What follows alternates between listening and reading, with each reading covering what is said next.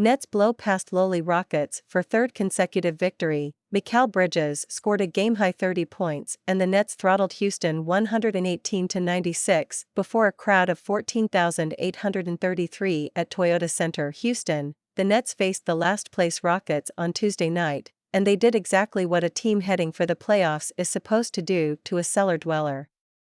Mikal Bridges scored a game-high 30 points and the Nets throttled Houston 118-96 for their third straight win, before a crowd of 14,833 at Toyota Center.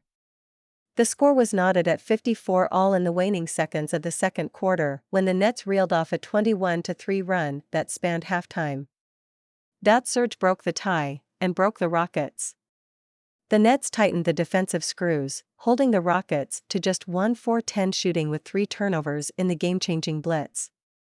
We're staying together as a unit, as a team. Despite not all of us being here for that long, we just got that camaraderie where it's us out there. And we all feel it, Bridges said. That's the biggest thing. Even when they go on runs. We're all just staying mellow and getting ready for the next possession. Just staying together is the biggest thing. For the first time all season, the Nets, 37-28, have won 3 straight games by double digits. And Bridges is fast becoming the key. Bridges, who had 18 points in the second half, is averaging 25.5 points on .526/.481/.922 shooting splits since he was acquired in the trade that sent Kevin Durant to Phoenix. He's the first player in NBA history to top 25 on 50/40/90 splits in his first 10 games with a new team. He's an ultimate competitor, Coach Jacque Vaughn said. I love that piece about him. Bridges wasn't alone.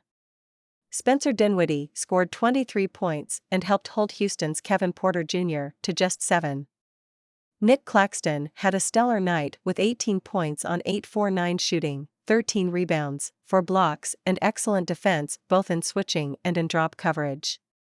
After giving Houston's young, drive-happy team a parade to the rim in the first half, allowing 57.5% shooting, the Nets packed the paint and held the Rockets to just 30.2% in the second half. Just had to lock in. A lot of that is on me, especially with us being in the drop, just being attentive, being ready to protect the rim. Houston, they lead the league in rim attempts, so going into the game I knew that would be a thing I have to lock in, said Claxton, who was getting used to playing in the drop to ease the transition of Bridges and Cam Johnson. It's all a part of the game. If I say I want to be a Defensive Player of the Year, I need to be able to be effective in any coverage. So it's something that I'm working on. And it's going to be a work in progress. But I've been doing good staying active and protecting the rim. Jalen Green had 25 points to lead the Rockets, 15-50. The Nets stumbled out of the starting blocks, trailing 12-2 and falling behind by as much as 23-12 with 4:51 left in the first quarter. They still were down 35-27 when they changed the game, reeling off 16 unanswered points, mostly from their bench. They never trailed again. That second quarter was a big difference maker for us. That group, Johnson, Seth, Curry, Joe, Harris, was out there, they really shifted the momentum, Vaughn said. Their ability to get stops and get out in transition and create pace was huge. During that 16-0 run, they held Houston to 0 for 4 shooting with 3 turnovers as the Nets got out and ran. A Harris three-pointer capped the run and gave the Nets a 43-35 lead with 8:07 remaining in the second quarter. The Rockets managed to pull even at 54 all on a Jabari Smith Jr. putback with 48.2 seconds left in the half. But that's when the Nets put it away. A Dinwiddie layup broke the tie and Johnson stole a bad Alperen Sengun pass and found Bridges, who hit a 3 that just beat the buzzer. Smith's ensuing technical got the Nets off on the right foot after the break, and they scored the first 6 points coming out of the locker room. Claxton capped the 21-3 spurt with a highlight play, a steal and coast-to-coast dribble for a 75-57 lead with 6:49 left in the third.